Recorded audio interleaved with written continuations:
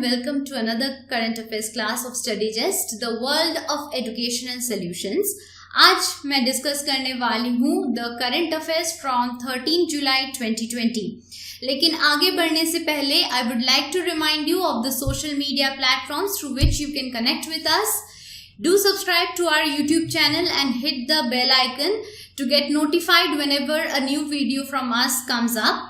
Like us on Facebook for daily updated study materials. Especially हम लोग daily का जो current affairs है वो one-liners update करते रहते हैं. So do like our Facebook page. Join us on Telegram. Follow us on Instagram and you can join our WhatsApp group by using this number given here. And for more information, log in to the website www.studygest.in. As you can see, हमारा जो YouTube channel है वो ऐसा दिखता है. Subscribe to our YouTube channel, like, comment and share our videos. And like us on Facebook to encourage us to prepare more study-related materials and videos for you. Now, let us dig into today's discussion on current affairs. पहले जो है that is as usual national news जो है वो discuss करते हैं हम लोग. यहाँ पे पहला जो पॉइंट है that is Chhattisgarh organises India's first e Lok Adalat. यहाँ पे ये जो है ये ई लोक अदालत होगा. दैट इज जो छत्तीसगढ़ हाई कोर्ट है एंड लीगल सर्विसेज अथॉरिटी है, उन्होंने मिलके ये ई लोक अदालत जो है इनका एक व्यवस्था उन्होंने किया था in the state during lockdown through video conferencing. This is a very huge step. You can see कि यहाँ पे जो मतलब कोविड क्राइसिस के लिए सब सेक्टर्स में इसका इफेक्ट पड़ा है. इकोनॉमिकली बोलिए, पॉलिटिकली बोलिए या फिर in terms of judicial and law services, सबके ऊपर इसका इफेक्ट पड़ा है. तो छत्तीसगढ़ ने एक बहुत ही इम्पोर्टेंट स्टेप लिया है कि ई लोक अदालत उन्होंने इंट्रोड्यूस किया है कि इंटरनेट के थ्रू से वर्चुअल प्लेटफॉर्म में जो लीगल सर्विसेज है उनको लोगों के सामने वो लोग पहुंचा देंगे through this particular platform e Lok Adalat. ठीक है, नेक्स्ट देखते हैं Maharashtra government and SBI to set up stress fund to stuck slum rehabilitation projects. ये मैंने ऑलरेडी डिस्कस किया है कि यहाँ से जो की टेक अवेज है दैट इज ये बहुत एक बड़ा प्रोजेक्ट है एंड यहाँ पे कौन सा स्टेट एंड कौन सा बैंक यहाँ पे कंट्रीब्यूट कर रहा है, पार्टिसिपेट कर रहा है, वो यहाँ से आप लोगों को ज़्यादा से ज़्यादा फोकस करना पड़ेगा. एंड ऑब्वियसली जो एब्रिविएशंस होते हैं जैसे कि Mumbai metropolitan region MMR, the slum rehabilitation authority SRA, इन सब का जो एब्रिविएशन है ये अभी न्यूज में आए हैं. तो ये बहुत ही इंपॉर्टेंट एब्रिविएशंस है जिसका फुल फॉर्म याद हमें रखना पड़ेगा.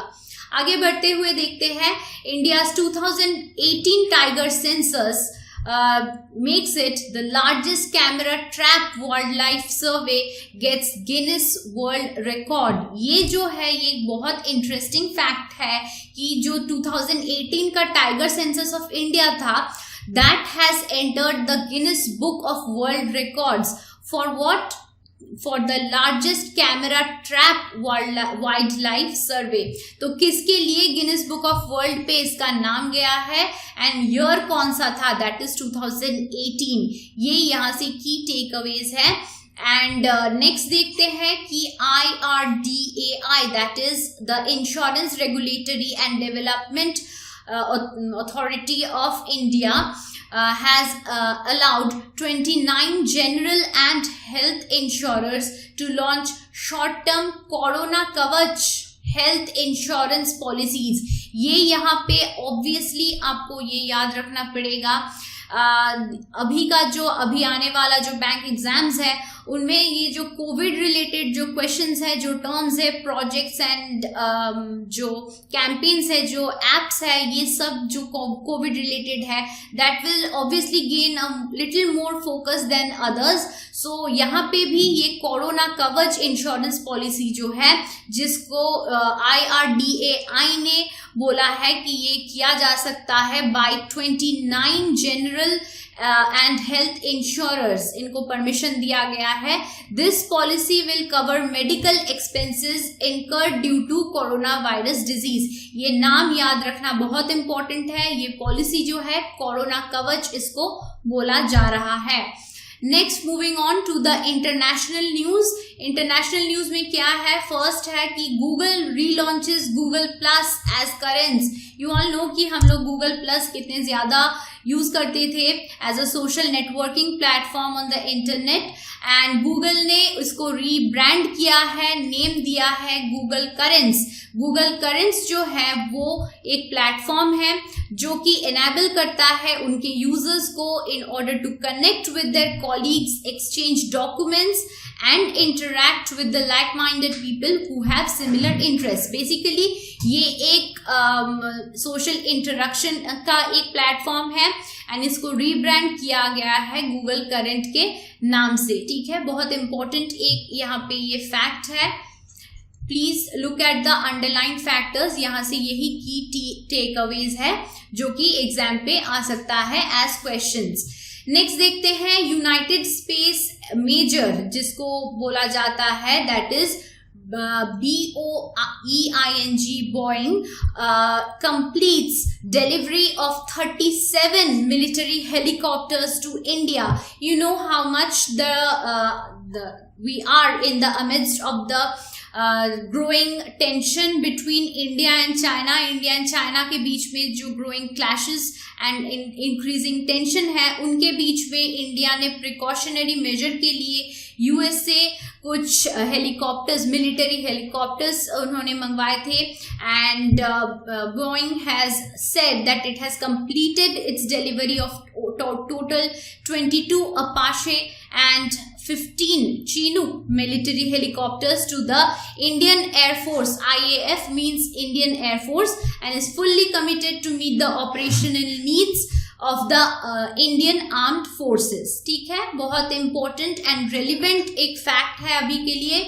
नेक्स्ट देखते हैं, एक important international news है ये।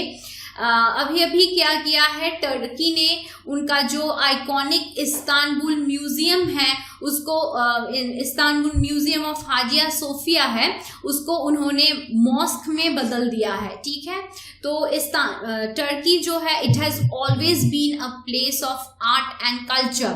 बहुत मतलब एंशिएंट टाइम से ये एक आर्ट एंड कल्चर का हब रह चुका है, और ये जो Istanbul museum of Hagia Sophia है ये बहुत ही एक इम्पॉर्टेंट एंड ब्यूटिफुल प्लेस था, एक टूरिस्ट स्पॉट भी था।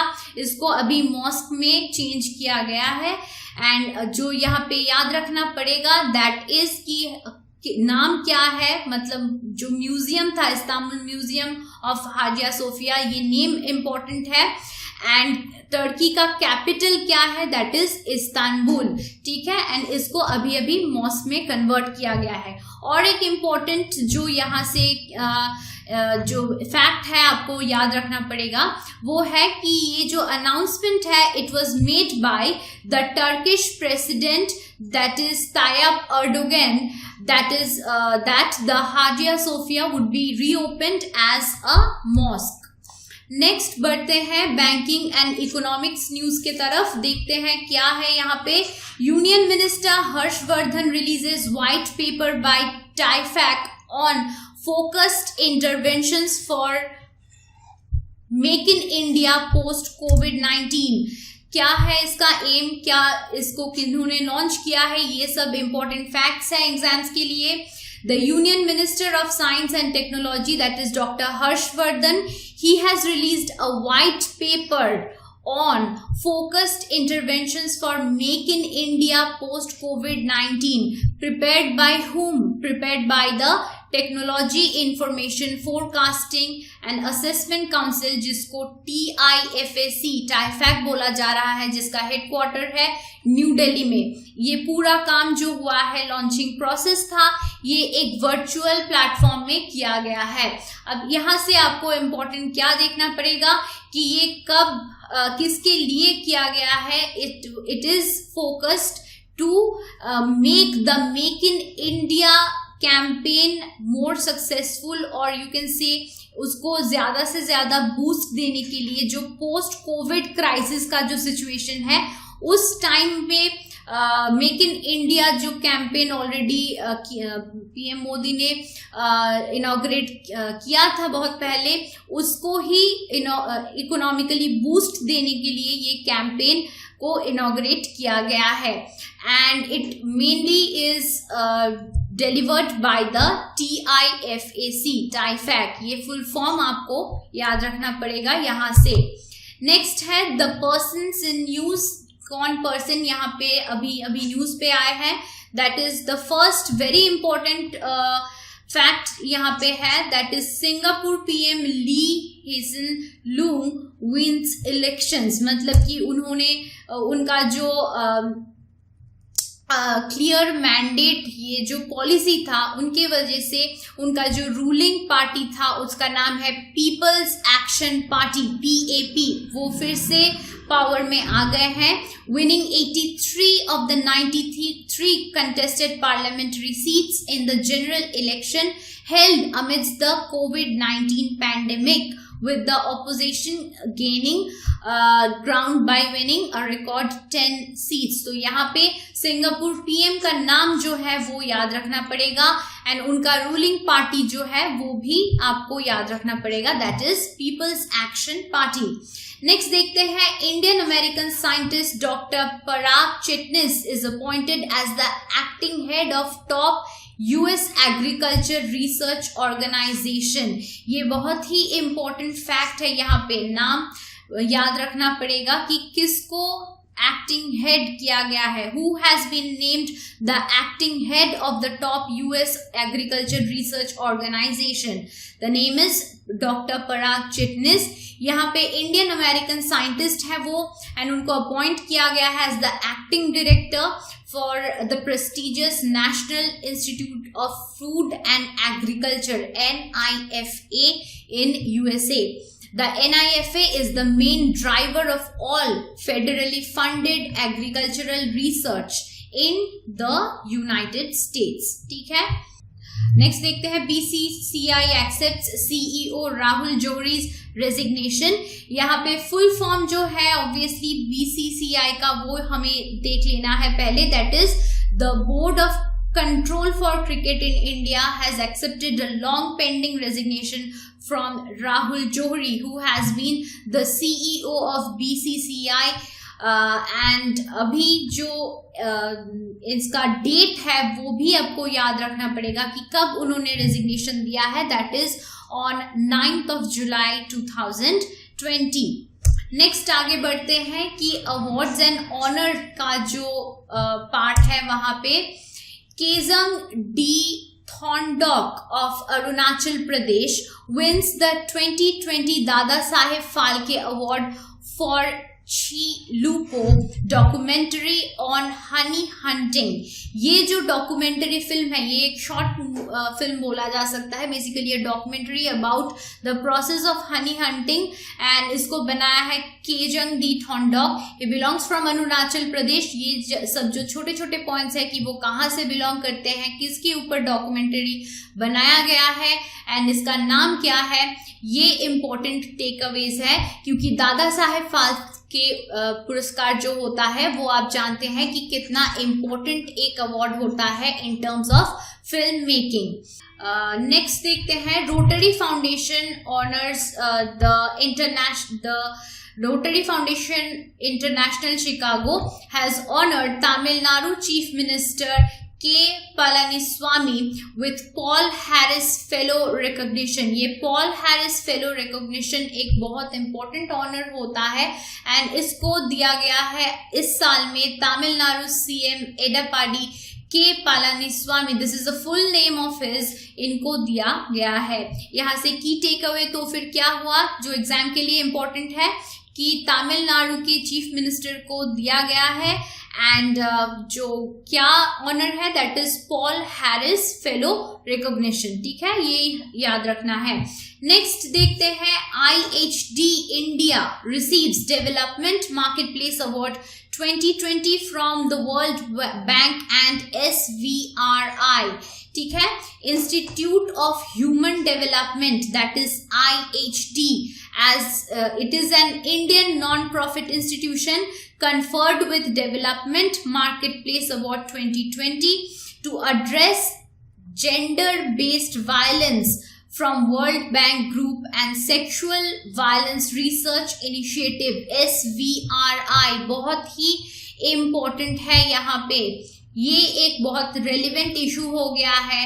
यू सी कि जो कोविड क्राइसिस हो रहा है, तो इसकी वजह से जो डोमेस्टिक वायलेंस के केसेस है, सेक्सुअल वायलेंस का केसेस है, वो भी बढ़ गए हैं. तो इन दैट केस इसको यहाँ पे रिलेट करके, इसको यहाँ पे यू कैन से पॉइंट आउट करके वर्ल्ड बैंक एंड SVRI ने जो कैंपेन शुरू किया है, उसके तरफ से institute of human development IHD India को एक मार्केट प्लेस अवार्ड दिया गया है, डेवलपमेंट मार्केट प्लेस अवार्ड. ठीक है. एंड द प्रोजेक्ट, ये जो प्रोजेक्ट है, इस प्रोजेक्ट के अंदर क्या क्या आता है? Alcohol, intimate partner violence and household economy assessment of liquor ban in Bihar. इन सब को जुड़े हुए जो काम है, उनके वजह से इंडिया ने जो प्रोग्रेस किया है, उसके वजह से ये अवार्ड इसको इंडिया को IHD को एक्चुअली टू बी प्रिसाइज दिया गया है ये अवार्ड. नेक्स्ट देखते हैं, बहुत इम्पोर्टेंट एक पार्ट है बैंकिंग मेंस एग्जामिनेशंस के लिए, that is the important days. क्या क्या होते हैं? Number 1, world population day observed on 11th of July every year, seeks to raise awareness for the global population issues.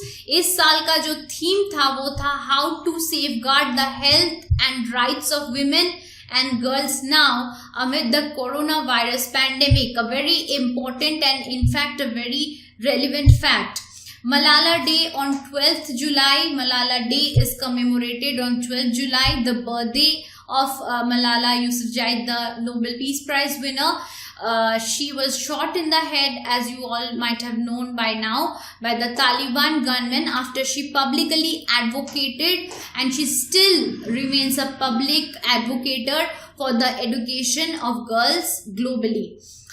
World paper bag day celebrate किया जाता है 12th जुलाई को, to make people aware of the use of paper more and to contribute to the fight against the climate change and environmental pollution. ये जो first था, कब celebrate हुआ था फर्स्ट, वो एक इम्पॉर्टेंट फैक्ट है यहाँ पे. It was first celebrated in 1852 and American inventor Francis Boal established the first paper bag machine. इसको ध्यान में रखते हुए ये डे को सेलिब्रेट किया जाता है, एंड एम यही रहता है कि ज़्यादा से ज़्यादा हम लोग प्लास्टिक को रिप्लेस करके पेपर बैग्स यूज़ करें. And with that good news I would like to conclude today's session. Thank you for joining me, and I will see you in the next class. Do like, share and comment on our videos. Till then, goodbye.